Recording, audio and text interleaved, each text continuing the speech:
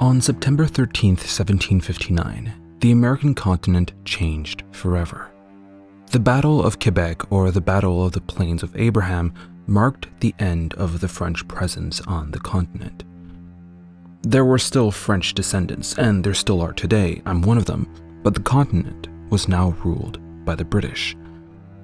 The 7 Years' War would still last 4 years after the Battle of Quebec and would consolidate British power, both in the West in America and in the East, mainly in India.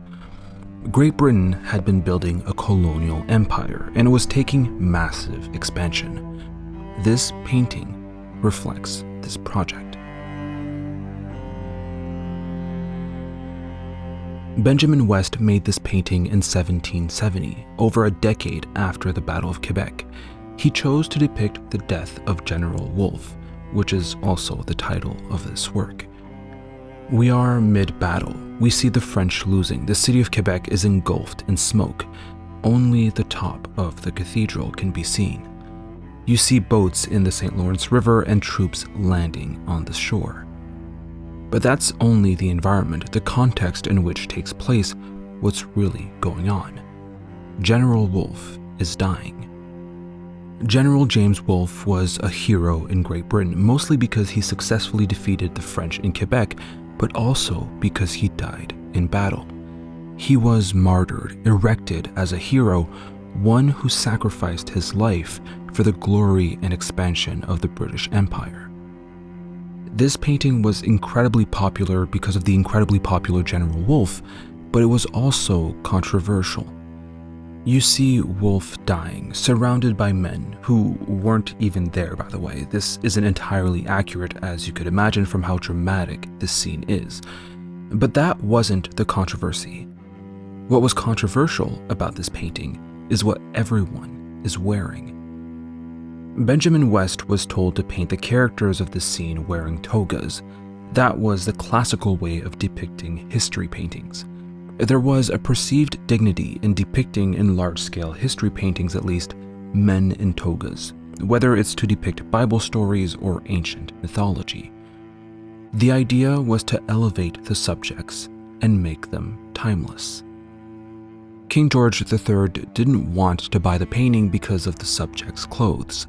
Sir Joshua Reynolds pressured West to put his characters in togas, but as West famously answered, "The same truth that guides the pen of the historian should govern the pencil of the artist."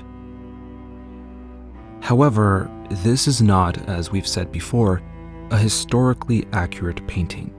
Most of the men depicted in this scene, some of Wolfe's officers, were busy in battle, as you may imagine. Some weren't even at the battle. However, perhaps the part of the painting which is the least truthful, or the one that West took the most creative liberties on, is the figure of General Wolfe. Wolfe is dying gracefully, and though he died getting shot several times, he's not bleeding. The light falling on him is almost supernatural. It seems a bit divine. And that's where the parallels with the Lamentation of Christ come in. West is making this painting for an audience who knows biblical imagery, who's primed for images of martyrdom and sacrificed heroes. This painting is propaganda for the expanding empire, obviously, and it knows it's public. It knows that it's meant for British people in the mainland. First, it's depicting some American New World exoticism. It's showing to its viewers that this is not Europe, and it's doing so by representing an indigenous warrior. Second, it's both capitalizing on the fact that Wolfe is a national hero, and it's building that heroic myth by drawing parallels with him and Christ. Third, the choice of depicting these characters in their actual clothes instead of togas may not render them timeless, but it emphasizes on the fact that this event just happened. It's telling the viewers, these are your contemporaries. Perhaps more importantly, it's telling these viewers that what usually is history with a capital H is happening now. By looking at this painting, you aren't only looking at soldiers abstractly fighting or dying. You aren't only looking back at history.